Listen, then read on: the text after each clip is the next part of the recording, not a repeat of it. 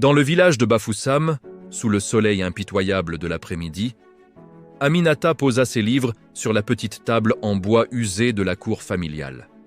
La poussière rouge dansait dans l'air, portée par un vent léger. Elle s'assit sur un banc bancal, faisant face à sa belle-mère, Hawa, une femme aux traits durs, marqués par des années de labeur et de veuvage. À côté d'elle se tenait le vieux Ousmane. Son visage ridé ressemblait à un vieux parchemin, et une longue barbe grise descendait sur sa poitrine. Ses yeux, pourtant, pétillaient d'une convoitise à peine dissimulée, qui contrastait étrangement avec son corps voûté par l'âge. « Aminata, ma fille, écoute bien. » La voix d'Hawa tomba, sèche et sans appel. « Le vieux Ousmane a une bonne nouvelle pour toi. Il veut t'épouser la semaine prochaine. » Ces mots frappèrent Aminata comme un verdict implacable. Son cœur se serra violemment. Elle, une brillante élève de terminale, malgré les moyens modestes de sa famille. Ses rêves de devenir médecin, de connaître la liberté, de vivre une vie au-delà des traditions étouffantes du village, tout cela semblait soudain menacé, sur le point de s'effondrer. « Quoi ? Mais tanti, je suis étudiante. Je passe mon examen final le mois prochain. J'ai vraiment pas la tête à ça. » Sa voix tremblait, un mélange de peur et de révolte. Elle jeta un regard au vieil homme. « Et en plus, vieux Ousmane à l'âge de mon grand-père. » Ousmane, assis avec l'assurance d'un propriétaire terrien riche, intervint d'une voix rauque. « Là, je n'ai rien, ma fille. Je suis riche. Je te payerai tes études et tu ne manqueras de rien. Ta belle-mère est d'accord. » Hawa hocha la tête vigoureusement, confirmant ses paroles. « Oui, je suis d'accord. Et écoute-moi bien, Aminata. Soit tu l'épouses, soit tu quittes cette maison. Je ne nourris plus une ingrate comme toi. C'est lui ou la rue. J'ai déjà perdu un mari. Je ne perdrai pas cette chance de sécurité. » Dans les yeux d'Hawa, Aminata ne vit plus d'affection, mais une lueur d'avidité. Elle comprit instantanément. La dot promise par Ousmane devait être substantielle, suffisante pour assurer le confort de sa belle-mère pour des années. Elle n'était qu'une monnaie d'échange. La rage et le désespoir montèrent en elle. « Je ne me vendrai pas à un vieillard. Jamais. » Aminata se leva d'un bond, les larmes aux yeux. Elle ne pouvait plus supporter cette scène. Elle tourna les talons et s'enfuit vers la petite chambre qu'elle partageait avec sa belle-sœur, un refuge précaire contre la cruauté du monde. « Aminata, reviens ici tout de suite !» cria Hawa, furieuse. Mais Ousmane, d'un geste, l'apaisa. « Laisse-la partir, Hawa. Ousmane, je te jure, donne-moi du temps avec elle. Voilà, elle finira avec toi. Je laisse tout entre tes mains. » Il parlait d'elle comme d'un animal à dompter, une marchandise à acquérir. Le soir venu, la nuit tomba sur le village, mais pas sur l'angoisse d'Aminata. Elle se glissa dehors et rejoignit Ibrahima, son amour secret. Ibrahima était un jeune professeur de cours particulier, venu de la ville pour aider les élèves du village. Leur rencontre clandestine sous le grand manguier avait commencé par des discussions sur les maths et la littérature, avant de se transformer en tendres aveux. Il était son seul espoir, sa seule lumière. « Ibrahima, » murmura-t-elle, le visage baigné de larmes. « Ma belle-mère veut me forcer à épouser le vieux Ousmane. » Elle lui raconta la scène horrible de l'après-midi, puis ajouta, la voix brisée, « Si elle découvre que je suis encore vierge, elle me livrera à lui de force. » Les yeux d'Ibrahima s'écarquillèrent d'horreur et d'incrédulité. « Comment ça? Ce genre de pratique existe toujours ?»« Oui, Ibrahima, » sanglota Aminata. « Ma belle-mère est capable de tout pour de l'argent, et je suis sûr que le vieux Ousmane lui a promis une fortune pour la dot. » Elle se blottit contre lui. « Alors que je ne l'aime pas, j'ai aucun sentiment pour lui. » Ibrahima la serra fort dans ses bras, le cœur rempli d'une colère impuissante. « C'est vraiment injuste, Aminata. Tu es si brillante, malgré les maigres moyens. Tu es arrivée jusqu'en terminale. Tu mérites tellement mieux que ça. » Alors, dans son désespoir, une idée folle et terrible germa dans l'esprit d'Aminata. Une solution extrême, la seule qu'elle pouvait imaginer. « Il n'y a qu'un seul moyen pour qu'il me rejette et que ma belle-mère me laisse tranquille, » dit-elle en le regardant droit dans les yeux. « Ibrahima, je veux un enfant de toi, maintenant. » Ibrahima recula, choqué. « Mais ma chérie, c'est risqué. En plus, je dois repartir en ville ce soir et demain, je pars pour les États-Unis pour un voyage d'affaires. Je ne serai pas là pour te protéger. » Il hésitait, conscient des conséquences désastreuses que cela pourrait entraîner pour elle, pour eux. Mais Aminata était déterminée. C'était sa vie qui était en jeu. « S'il te plaît, c'est notre seule chance. Si je suis enceinte, le vieux ne voudra plus de moi. Il me rejettera et je pourrai échapper à ce cauchemar, à devenir sa 4e femme. Je pourrai poursuivre mes rêves. » Le choix d'Aminata était lourd, terrible, mais c'était le sien. C'était un acte de rébellion, un pari sur l'avenir. Cette nuit-là, sous le ciel étoilé d'Afrique, ils scellèrent leur pacte d'amour et de survie. C'était un moment à la fois tendre et désespéré, un instant volé qui allait changer leur vie à jamais. Au petit matin, Ibrahima partit, le cœur lourd, lui promettant de revenir le plus vite possible. Aminata se retrouva seule, portant un secret immense et dangereux. Dans les jours qui suivirent, elle affronta son quotidien avec une détermination nouvelle. Elle évitait soigneusement Ousmane et sa belle-mère, prétextant la maladie pour gagner du temps. Chaque jour, une petite victoire. Le village, lui, bruissait de rumeurs sur le mariage imminent de la belle étudiante avec le riche vieillard. Personne ne se doutait du drame qui se jouait en silence. Les semaines passèrent, longues et angoissantes. Puis, les premiers signes apparurent. Les nausées matinales, la fatigue. La grossesse s'installait. Aminata cachait son état du mieux qu'elle pouvait, son ventre naissant devenant le symbole de son espoir et de sa peur. Elle priait chaque jour pour que son plan fonctionne, pour que ce sacrifice ultime ne la détruise pas. Elle avait choisi de se battre, mais la bataille ne faisait que commencer.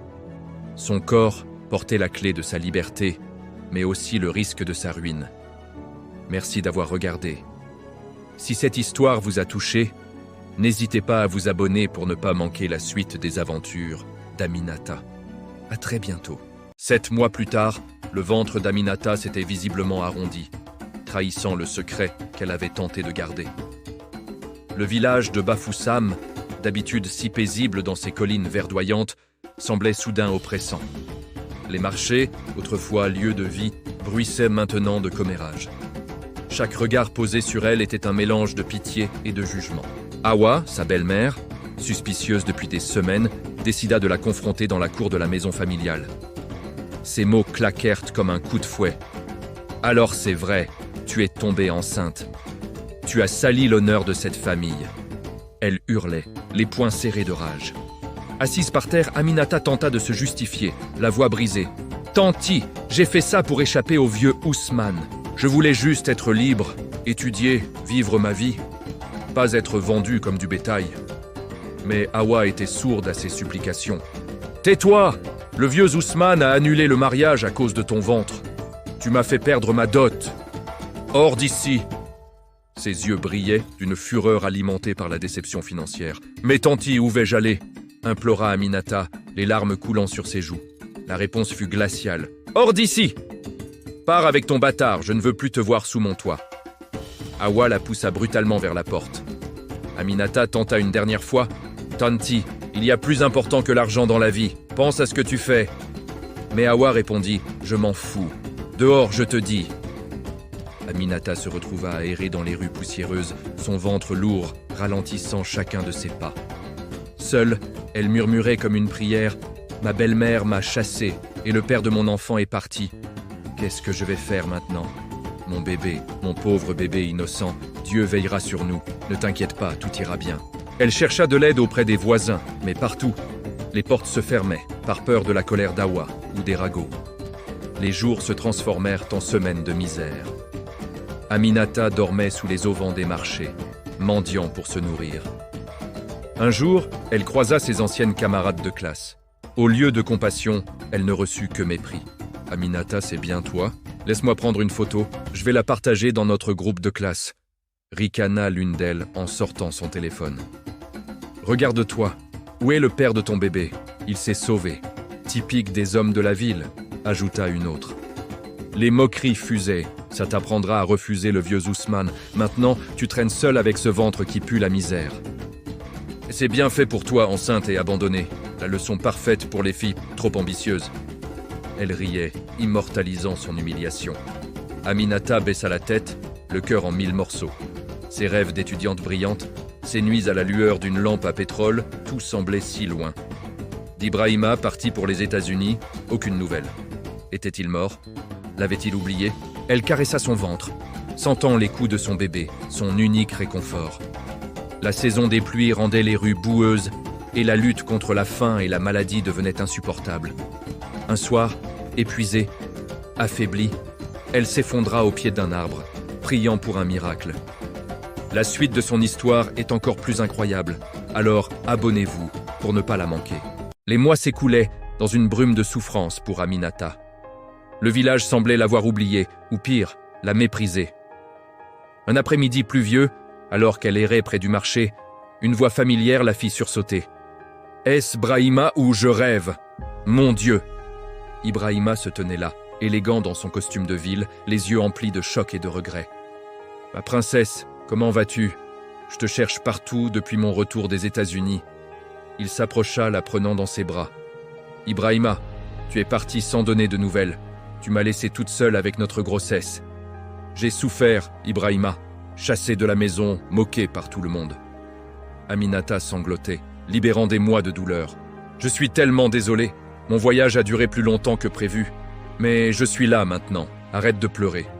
J'ai fait beaucoup d'affaires aux États-Unis. » Il essuya ses larmes. « Permets-moi maintenant de prendre soin de toi et de notre bébé.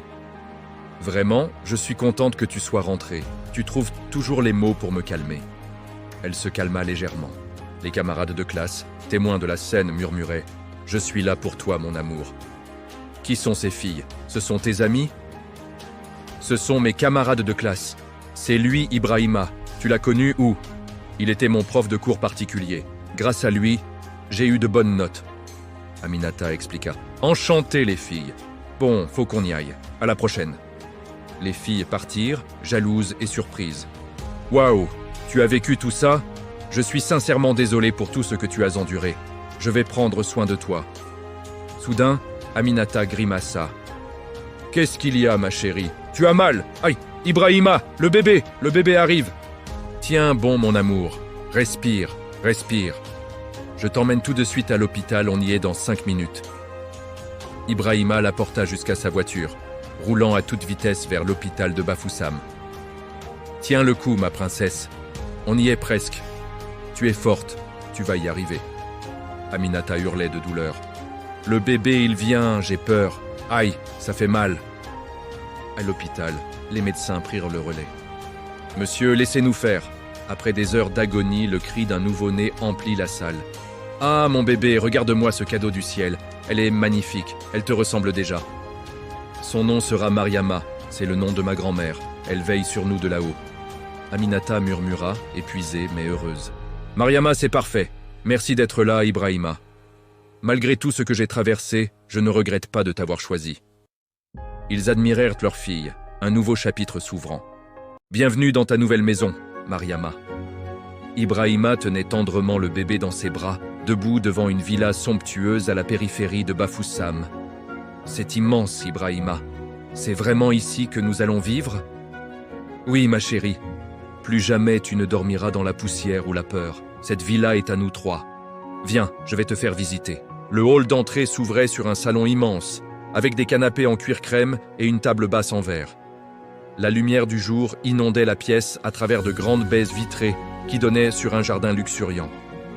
Ouh, la maison est somptueuse. C'est comme un rêve après l'enfer que j'ai vécu. Aminata, les yeux brillants d'émerveillement, explorait les pièces spacieuses, meublées avec un goût exquis, si loin de la misère et de la saleté de leur ancienne vie au village. Chaque meuble, chaque tapis, chaque tableau semblait avoir été choisi avec soin. Elle caressait le bois lisse d'une commode, sentant la solidité et la promesse d'une nouvelle vie sous ses doigts. À l'étage, la chambre principale était un véritable sanctuaire.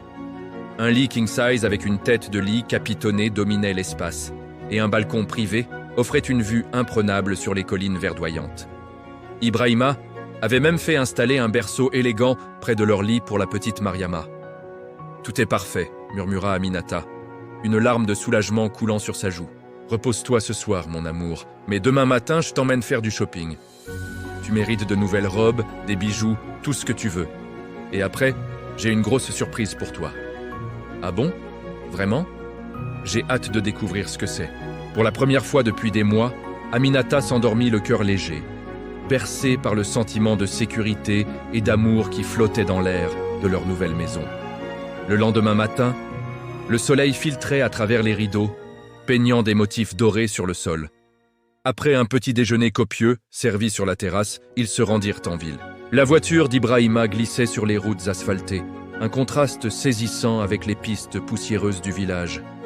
Ils entrèrent dans la boutique la plus chic de Bafoussam. « Bonjour, soyez les bienvenus. Comment puis-je vous aider ?» dit une vendeuse souriante.